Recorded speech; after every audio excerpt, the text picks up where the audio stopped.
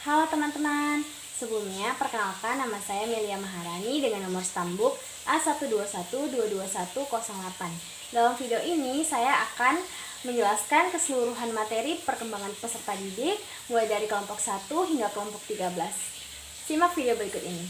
Baik, di sini pertama saya akan menjelaskan mengenai materi yang disampaikan oleh kelompok 1, yang mana judul materinya adalah hakikat pertumbuhan, perkembangan, kematangan, persamaan, dan perbedaannya. Yang pertama, pertumbuhan. Nah, pertumbuhan anak ini dipengaruhi oleh berbagai faktor. Yang pertama yaitu faktor sebelum lahir, antara lain peristiwa kekurangan nutrisi bagi ibu dan janin. Janin terkena virus, janin keracunan di dalam kandungan, janin terkena infeksi bakteri, dan lain-lain. Kemudian faktor ketika lahir, contohnya intrakranial hemorrhage atau pendarahan pada otak bayi yang disebabkan oleh tekanan dari dinding rahim ibu sewaktu melahirkan. Hal ini bisa mengakibatkan kerusakan otak bayi dan mempengaruhi tumbuh kembangnya. Kemudian faktor sesudah lahir, antara lain kepala bagian dalam terluka, kepala terpukul, kepala mengalami serangan sinar matahari, infeksi pada otak atau selaput otak, kekurangan nutrisi atau zat makanan dan gizi. Kemudian ada faktor psikologis, misalnya bayi yang ditinggalkan ibu, ayah, atau kedua orang tuanya, anak yang dititipkan ke rumah sakit atau yayasan perawatan bayi, dan lain-lain. Nah, kemudian perkembangan. Jadi perkembangan ini memiliki beberapa ciri-ciri, yaitu yang pertama terjadinya perubahan dalam aspek fisik, yaitu perubahan tinggi dan berat badan serta organ-organ tubuh lainnya.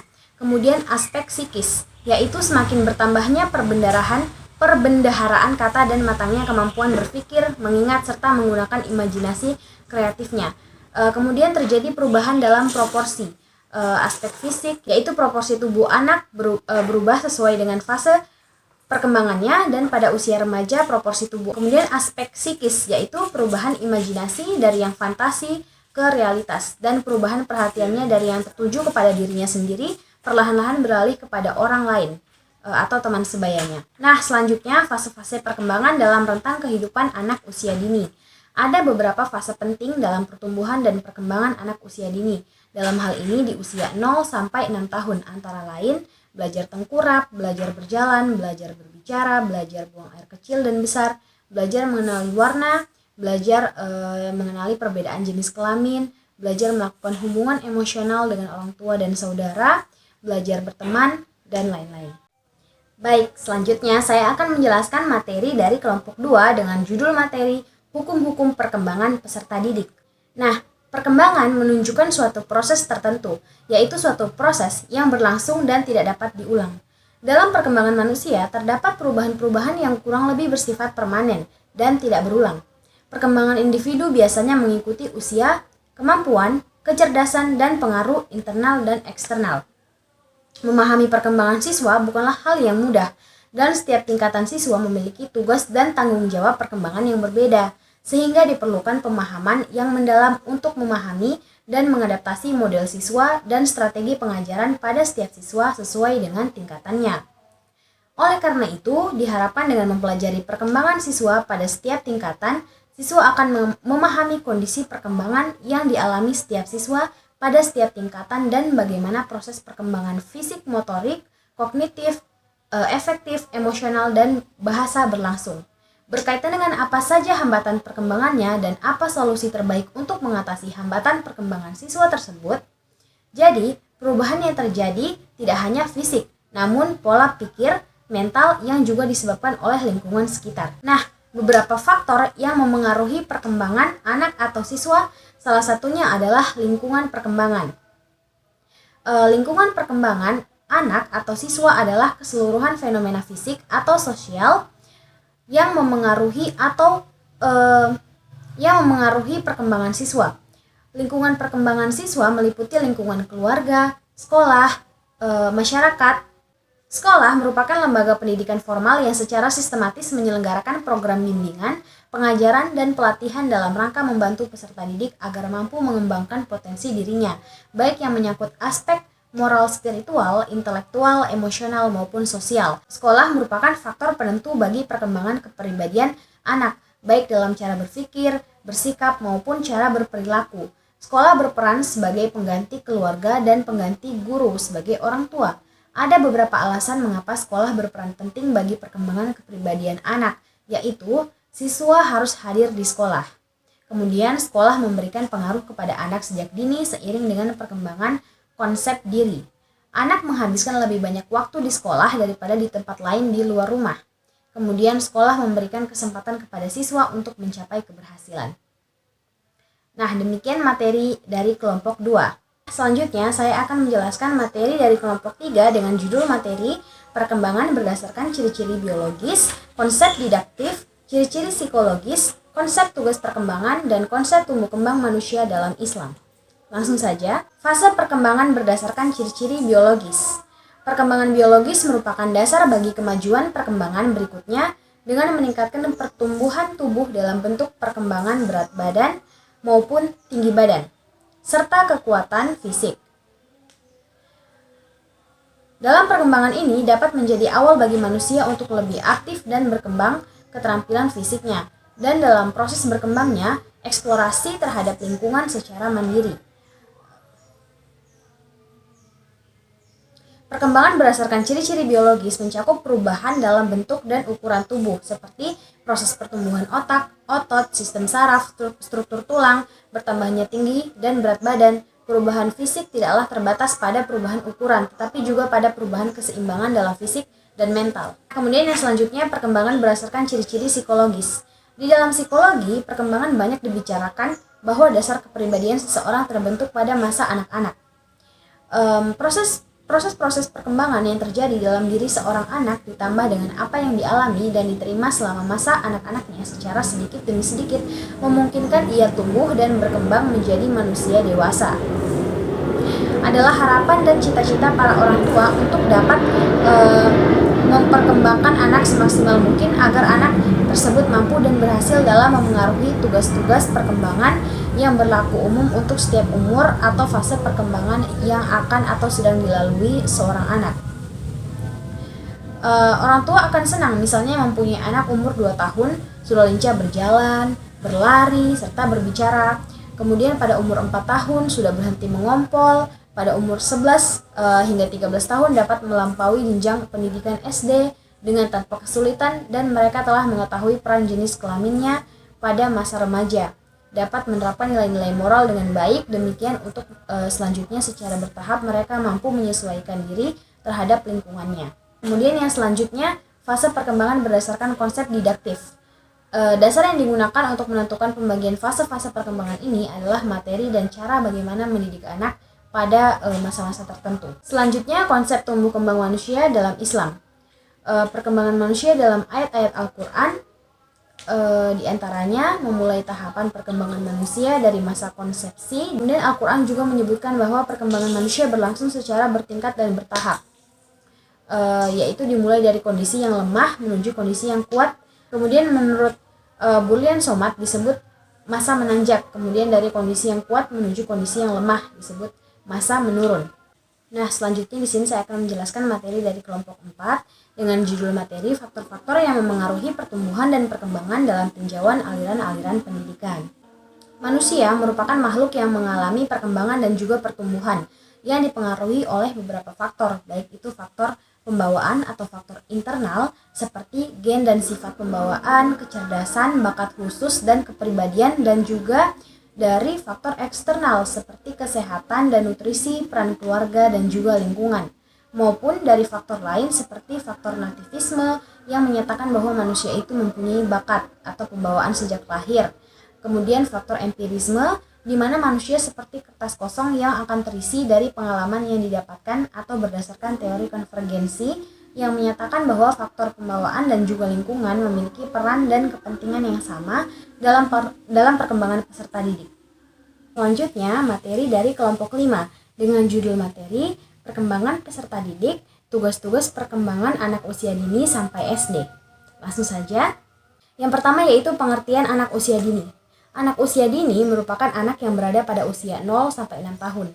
Usia dini merupakan usia yang sangat penting bagi perkembangan anak sehingga disebut golden age. Anak usia dini sedang dalam tahap pertumbuhan dan perkembangan yang paling pesat, baik fisik maupun mental. Anak usia dini belajar dengan caranya sendiri. Kemudian macam-macam perkembangan anak usia dini. Yang pertama yaitu perkembangan kognitif, kemudian perkembangan intelektual, perkembangan bahasa, perkembangan sosial, dan emosi. Anak usia dini merupakan generasi penerus bangsa yang perlu mendapatkan perhatian serius. Sejak lahir, anak memiliki berbagai potensi yang dikaruniakan oleh Tuhan. Potensi tersebut perlu dirangsang dan difasilitasi agar dapat berkembang dengan optimal. Banyak ahli menyatakan bahwa masa anak usia dini merupakan masa peka dan amat penting bagi perkembangan anak. Stimulasi terhadap anak yang dilakukan oleh orang tua maupun orang lain di sekitar lingkungan anak akan membekas, kuat, dan tahan lama. Selanjutnya, karakteristik anak sekolah dasar. Masa anak akhir atau late childhood berlangsung dalam usia 6-12 tahun atau setara dengan anak SD. Masa ini disebut pula sebagai masa bermain dengan ciri-ciri memiliki dorongan untuk keluar rumah dan memasuki kelompok sebaya. Keadaan fisik yang memungkinkan akan memasuki dunia permainan dan memiliki dorongan mental untuk memasuki dunia konsep, logika, simbol, dan sebagainya. Kemudian ciri-ciri anak usia sekolah dasar yaitu anak SD ini senang bermain. Hal ini dipicu karena anak SD baru mengenal teman sebayanya dan keinginan untuk lebih mengenal lingkungan dan hal-hal baru. Kemudian anak SD senang bergerak. Orang dewasa dapat duduk berjam-jam, sedangkan anak SD dapat duduk dengan tenang, paling lama itu sekitar 30 menit. Untuk materi selanjutnya ini masih sedikit berkaitan dengan materi yang sebelumnya. Kalau materi yang sebelumnya itu mengenai tugas perkembangan anak usia dini hingga sekolah dasar. Nah, kalau di materi kelompok 6 ini materinya adalah mengenai perkembangan peserta didik, tugas perkembangan anak SMP sampai SMA. Masa remaja adalah suatu tahap peralihan antara masa anak-anak dengan masa dewasa. Lazimnya, masa remaja dimulai saat anak secara seksual menjadi matang dan berakhir saat mencapai usia matang tersebut. Masa remaja ini menjadi beberapa perubahan atau perkembangan yang terjadi antara lain perkembangan fisik, perkembangan emosional, dan perkembangan seksual. Dalam proses pertumbuhan dan perkembangannya menuju ke jenjang kedewasaan, kebutuhan hidup seseorang mengalami perubahan-perubahan sejalan dengan tingkat pertumbuhan dan perkembangannya. Kebutuhan sosial psikologis semakin banyak dibandingkan dengan kebutuhan fisik karena pengalaman kehidupan sosialnya semakin luas. Baiklah, langsung saja yang selanjutnya yaitu materi dari kelompok 7, yaitu perkembangan peserta didik, konsep pertumbuhan fisik pada anak dan remaja. Masa peralihan di antara masa kanak-kanak dan dewasa. Dalam masa ini, anak mengalami masa pertumbuhan dan masa perkembangan fisiknya maupun perkembangan psikisnya. Mereka bukanlah anak-anak baik bentuk badan ataupun cara berpikir atau bertindak, tetapi bukan pula orang dewasa yang telah matang. Maraknya perilaku free sex di kalangan remaja dipengaruhi oleh berbagai hal, yaitu faktor dari dalam diri remaja. Kecerdasan adalah kemampuan memecahkan masalah dan membuat suatu produk yang bermanfaat bagi kehidupan. Sementara kecerdasan sejati mencakup berbagai keterampilan yang lebih luas pada semua segi kehidupan. Kecerdasan majemuk atau ganda. Kecerdasan majemuk adalah teori kecerdasan yang dikembangkan oleh Howard Gardner 18 tahun silam yang mengemukakan bahwa paling tidak ada 8 jenis kecerdasan, yaitu kecerdasan verbal linguistik, logis matematis, visual spasial, kinestetik, musik, intrapribadi, antarpribadi, dan naturalis. Baiklah, selanjutnya saya akan menjelaskan materi dari kelompok 8, yaitu dengan judul materi kecerdasan majemuk dan jenis-jenisnya serta pengembangan kreativitas peserta didik. Baiklah, langsung saja di sini saya akan menjelaskan materi dari kelompok 9 dengan judul materi perkembangan peserta didik, perkembangan kognitif anak menurut Jean Piaget dan Vygotsky. Baik, jadi dalam pandangan Piaget, belajar yang sebenarnya bukanlah sesuatu yang diturunkan oleh guru, melainkan sesuatu yang berasal dari dalam diri anak sendiri. Piaget berpendapat bahwa belajar merupakan proses menyesuaikan pengetahuan baru ke dalam struktur kognitif yang telah dipunyai seseorang. Bagi Piaget, proses belajar berlangsung dalam 3 tahapan, yakni asimilasi, akomodasi, dan ekulibrasi. Berbeda dari Piaget, Vygotsky berpendapat bahwa perkembangan kognisi sangat terkait dengan masakan dari orang-orang lain. Namun sama seperti Piaget, Vygotsky percaya bahwa perolehan sistem-sistem tanda terjadi dalam urutan langkah-langkah tetap yang sama untuk semua anak. Teori Piaget mengatakan bahwa perkembangan mendahului pembelajaran Dengan kata lain, struktur kognisi tertentu perlu berkembang sebelum jenis-jenis pembelajaran tertentu dapat terjadi. Dari dua teori mengenai perkembangan kognitif tersebut, dapat disimpulkan bahwa menurut Piaget, proses perkembangan kognitif sejalan dengan kemajuan anak-anak, dan dia menggambarkan bahwa anak mampu melakukan sendiri atau memandang anak-anak sebagai pembelajaran lewat penemuan sendiri, sedangkan teori Vygotsky lebih menekankan peranan orang dewasa atau anak-anak lain dalam memudahkan perkembangan si anak. Selanjutnya, materi dari kelompok 10 dengan judul materi perkembangan bahasa dan kepribadian pada anak.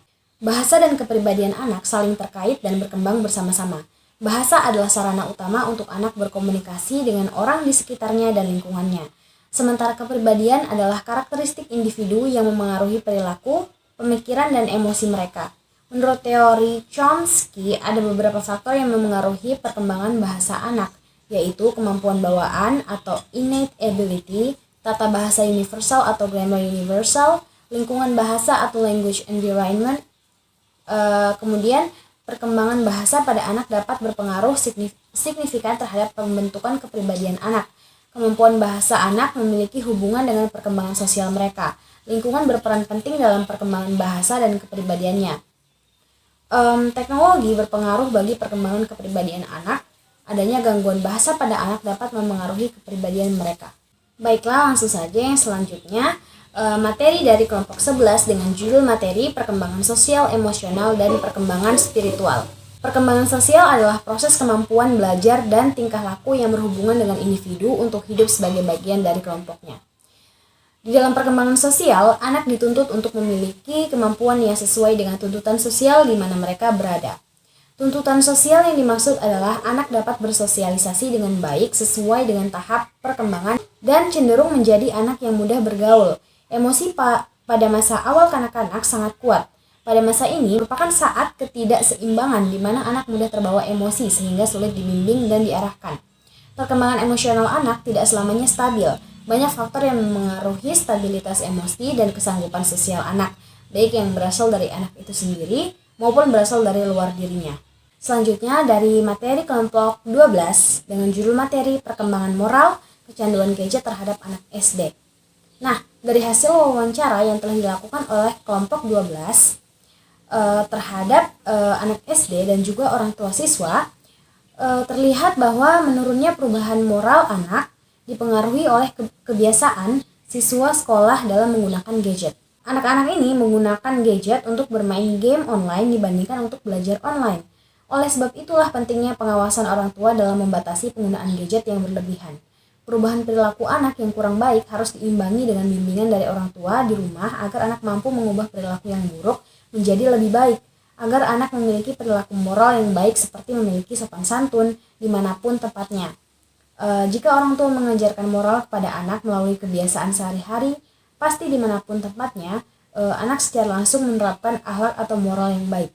Hal ini sesuai dengan penelitian yang menyatakan banyak masalah yang menyebabkan terjadinya kemerosotan moral dan kurangnya kemampuan berinteraksi dengan lingkungan sosial, dan penggunaan telepon pintar dinilai sebagai penyebab paling besar. Sosok yang paling berpengaruh dalam mencegah maupun mengatasi dampak negatif dari gadget adalah orang tua. Maka orang tua memiliki peran besar dalam membimbing dan mencegah agar teknologi gadget tidak berdampak negatif bagi anak. Orang tua harus tegas atau tidak boleh memanjakan anaknya yang umurnya di bawah 12 tahun untuk menggunakan gadget. Karena lebih banyak dampak negatif yang timbul apabila seorang anak di bawah umur telah diberikan gadget. Salah satu dampak negatif yang terjadi ialah dapat membuat anak menjadi malas, mengganggu kesehatannya, dan juga dapat menyalahgunakan fungsi gadget. Nah, yang terakhir adalah materi dari kelompok 13 dengan judul materi perkembangan kemandirian dan karir. Nah, kalau kita berbicara tentang kemandirian, pasti kalian sudah tahu apa sih itu kemandirian.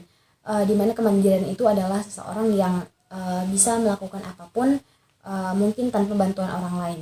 Nah, di sini saya akan menjelaskan saja faktor-faktor yang memengaruhi kemandirian itu. Yang pertama yaitu gen. Sifat kemandirian orang tua dapat diturunkan pada anak. Namun beberapa ahli masih mendebatkan hal ini, karena kemandirian terjadi karena dibentuk. Kemudian sistem pendidikan sekolah. Lingkungan pendidikan cenderung mengembangkan demokrasi dan menekankan penghargaan terhadap potensi anak didik. Hal ini akan menstimulasi perkembangan kemandirian anak. Jika lingkungan pendidikan yang menekankan pemberian hukuman, maka akan menghambat kemandirian anak. Kemudian lingkungan masyarakat yang menghargai potensi dan tidak begitu menekankan hierarki struktur sosial akan mendorong perkembangan kemandirian remaja. Kemudian juga pola asuh orang tua.